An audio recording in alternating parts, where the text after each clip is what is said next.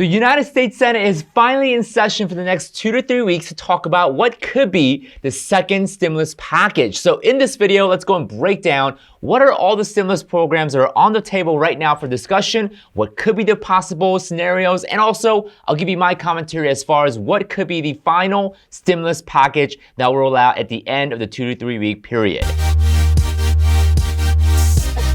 Hey, what's going on everyone? This is Sam Kwok here, one of the Kwok Brothers, coming to you again with the second stimulus package update. And as you know, the Senate is in session for the next 2 to 3 weeks to discuss what could be the second stimulus package. So there's going to be a lot of actions, a lot of changes, updates for the next 2 to 3 weeks. I already alerted my team that we're going to be on the double time as far as making these videos. So be sure to subscribe to our channel if you don't want to miss out the latest updates and information about the second stimulus package, as well as SBA programs and also investing in real estate. So far what we know is that President Trump did signal that the next stimulus package must be less than $1 trillion. And remember, the CARES Act that was passed back in March of 2020 when this whole pandemic got started, that was $3 trillion. But despite the smaller amount expected for the next round of stimulus package, it matters greatly how the $1 trillion is spent, like smashing the like on this video to help us out with the YouTube algorithm. So what exactly is on the table right now? Well, the obvious discussion right now is should there be a one-time payment just like what we've seen in the CARES Act back in March of 2020?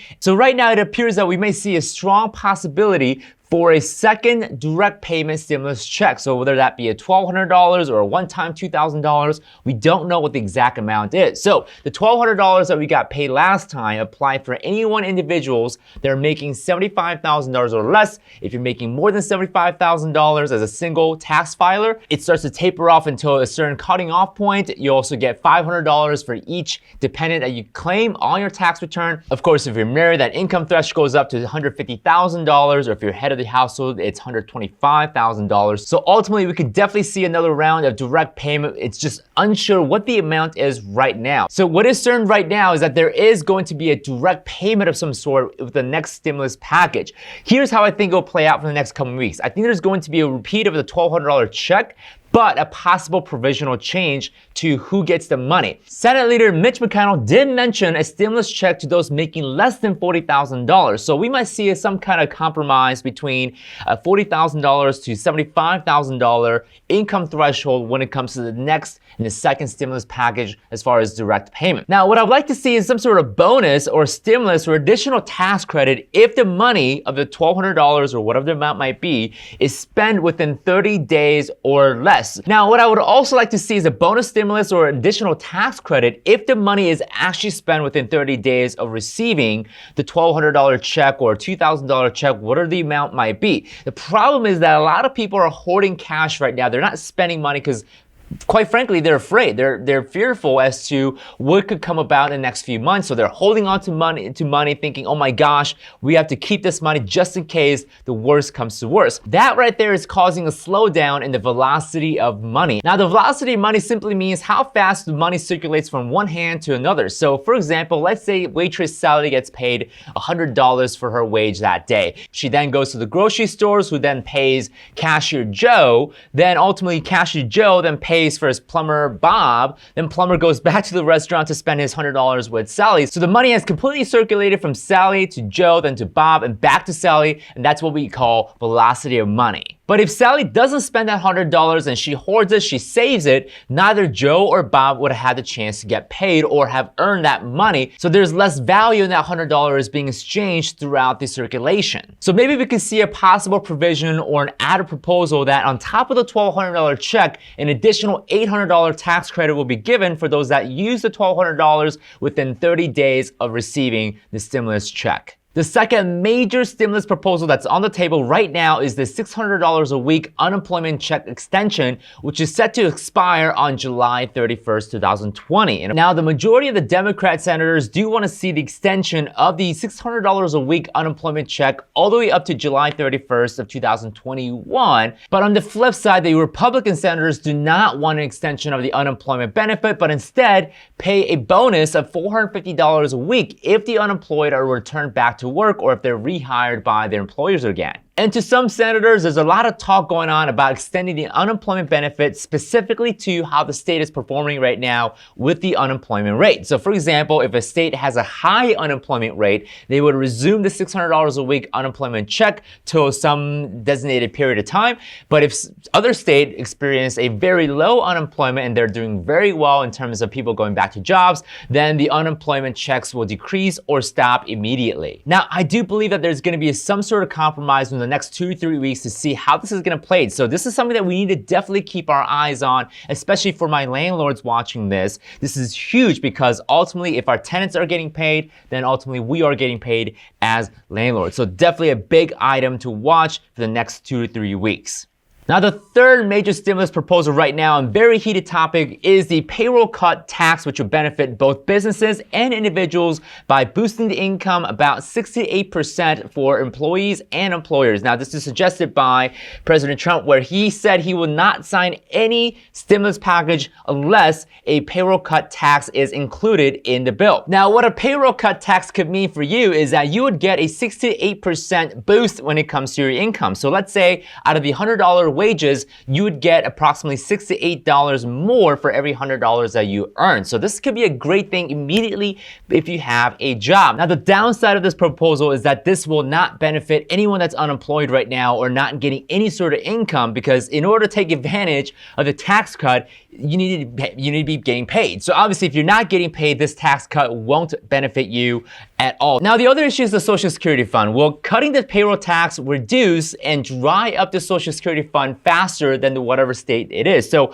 definitely a big issue when it comes to introducing a payroll cut tax to the next stimulus package. It will definitely not benefit the unemployed, nor will it help with the Social Security Fund. But what we hope to see is that with this proposal, it will boost the economy by boosting spending and less tax dollars taking away from the economic money pool that's being circulated. So by giving more people money and less taxes, this will encourage people spending. And on the business side, this also means that they're not paying as much when it comes to the payroll taxes. Therefore, this will hope to inspire more hiring done by businesses so that there's more jobs going around and more people getting paid. And therefore, this will increase the long-term tax basis so that more people will pay taxes later on to recoup the cost of the stimulus package. Last but not least is a stimulus proposal that has been talked about but really hasn't caught much of a fire, and that is the $4,000 travel credit. While personally I do love the idea, but there are a few holes with this stimulus proposal. One being is that to take advantage of the stimulus,